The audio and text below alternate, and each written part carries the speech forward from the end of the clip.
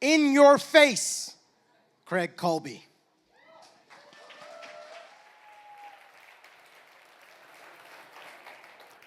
I first learned about the power of no as a teenage boy. Yeah, that guy knew he was sexy. It did take a long time before he found anyone who agreed with him. As a high schooler, I heard no so much that even yeses became no. Let me give you an example. In my senior year, my best friend Dave and I were the MCs at the sports banquet, like a prestige gig, head table. And I decided I was going to cash in on that cachet by asking out Sonia, this funky alternative artist. So I called her up, I asked the question, there was a long pause and a sigh, and she said, "Yes, but only as friends." Sonia wore a backless dress. Oh, she looked so good. And you know what? We had a good time. We had so much fun that at the end of the night, I asked Sonia if I could kiss her goodnight. What do you think she said? No. Of course she said no. Who wouldn't? The good thing is I learned a lot from all of those no's. I took some lessons away. I learned maybe get a haircut every once in a while. I learned to ditch the birth control glasses. You know what really worked? I moved out of town. Moving out of town helped a lot. But mostly, I learned that maybe don't take all of those no's so personally. Everybody isn't for everybody. You know, Sonia didn't owe me anything. You're going to hear a lot tonight about the power of saying no. But being able to listen to no is just as impactful. The problem is we don't hear no very much anymore. We don't ask in person. What do we do now? Send a text or an email, and if people don't like the answer they're going to give us, what do? They ignore you. What does anybody learn from that? What does ghosting someone tell them about you? Almost exactly 8 years ago, Vanessa, my boss's boss, called me in for a one-on-one meeting. That never happened, so I knew something was up.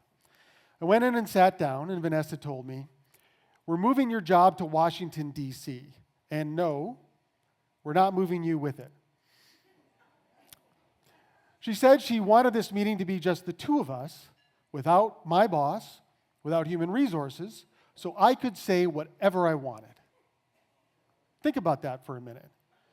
Think about the courage that took. She didn't know what I was going to do. Here's what I said.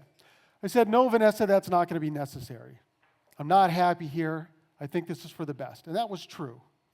And then I asked her how she was doing, because I'd been in that chair, and it's not great.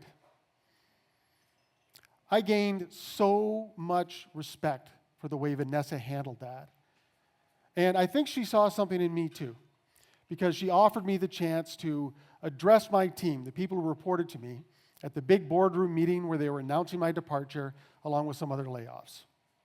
I got to go into that big boardroom, full boardroom, and tell the people that I stood shoulder to shoulder with that I'm not going to be here anymore, but I'll always be here for you.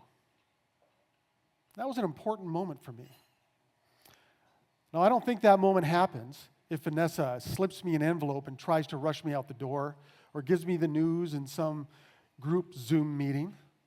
That kind of humanity only really happens face to face.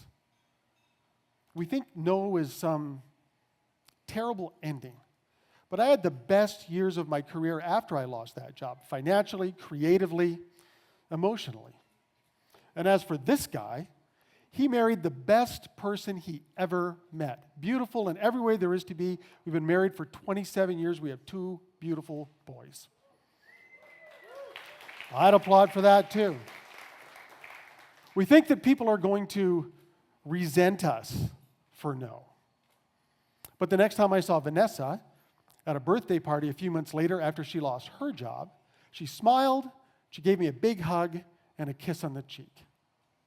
And as for Sonia Bluebeck, Sonia, she and I have been friends for 40 years. I hired her as a director. She didn't say no to that. And I cherish that friendship. Sure, no is uncomfortable. But no is also an opportunity. No is a chance to show some character. And that is powerful. So the next time you have the chance to ghost somebody, do yourself a favor. Instead, just say, no. No, that's right. Thank you. And he thanks you.